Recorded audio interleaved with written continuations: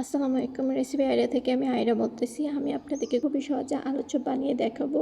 এই রমাদান মাসে আমরা আলুর চপ খেয়ে থাকি। চলুন শুরু করা যাক। Let's go to the kitchen. এখানে 4টা আলু নিয়েছি, তার সাথে আমি শুকনো মরিচ দিয়েছি, কাঁচামরিচ দিয়েছি, পেঁয়াজ দিয়েছি। আর আপনারা অবশ্যই তেলটা ইউজ করবেন। আমি তেলটা স্কিপ করে ফেলছি।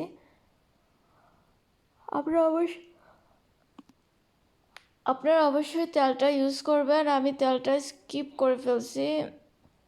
এখন আমি কাঁচামরিচ আর শুকনো মরিচগুলো পেঁয়াজের সাথে লবণ দিয়ে মাখতেছি। এরকম করে আপনারা মাখবেন। স্মুথ করতেছি, আপনারা এইভাবে স্মুথ করবেন। এখন আমি আলুগুলোকে ভেঙে দিচ্ছি। 4টা আলু নিয়েছি। আমি সহজে আপনাদেরকে রেসিপিটা বানিয়ে দেখাবো। আলুর চপগুলো খুবই আমি হয়েছে। ইফতারির সময় আমরা সবাই খেয়ে থাকি। এই রমাদান মাসে বাড়িতে সহজ উপকরণে বাসায় যে উপকরণগুলো আমাদের বাসায় সবার থাকে তা দিয়ে আমি তৈরি করে দেখাচ্ছি আপনাদেরকে। এখন আমি আলুটা ভালোভাবে ম্যাশ করব। যদি দানা দানা না থাকে স্মুথ করব। আপনারা অবশ্যই স্মুথ করে ধনিয়া পাতা অ্যাড করবেন। আর ধনিয়া পাতা আমি স্কিপ করে ফেলছি। আপনারা অবশ্যই ধনিয়া পাতা সরিষার তেল দিবেন।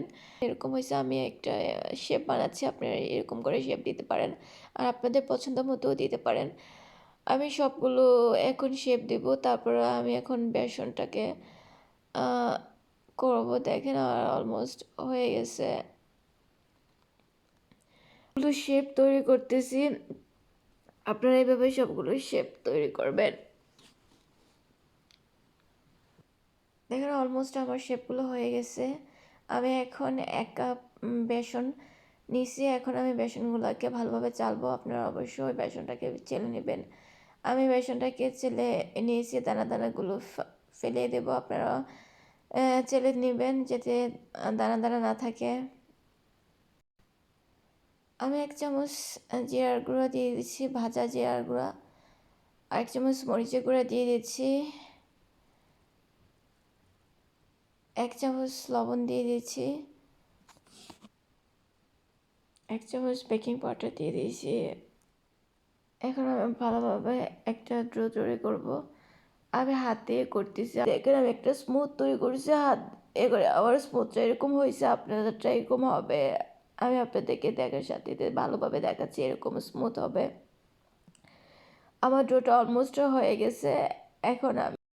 এখন আমার আলুর চপগুলো এরকম করে আমি করছি। এখন কড়ার মধ্যে তেল গরম করে রেখেছি।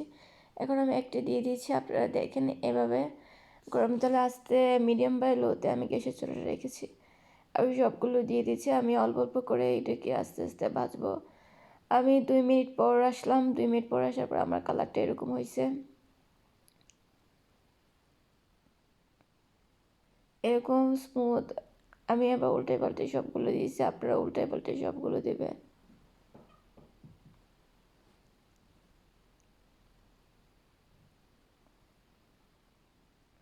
আমি এখন ছাঁকনি দিয়ে উঠিয়ে ফেলছি। আমারটা অলমোস্ট হয়ে গেছে।